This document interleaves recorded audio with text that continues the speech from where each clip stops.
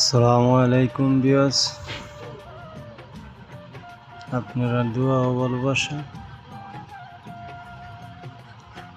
এই যে খামারটা, হাঁসটা আমি নিজেই পালতেছি। ডিমের জন্য এটা ভালো হাঁসটা।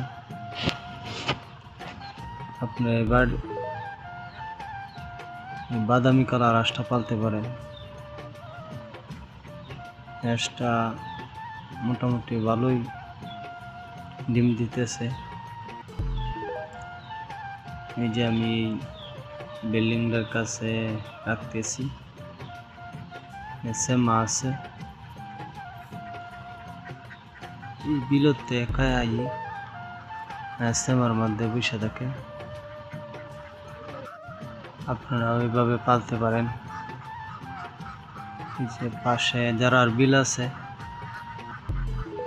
তারা এই হাঁস রাখাটা সহজ, কিন্তু চিন্তা নাই যে বিলতে খায়া বসে থাকবো, কিছু খাবার লাগবো, নির্দিষ্ট কিছু খাবার দিলে হইতেছে। ভালো লাভজনক, সকলেই পালতে পারেন।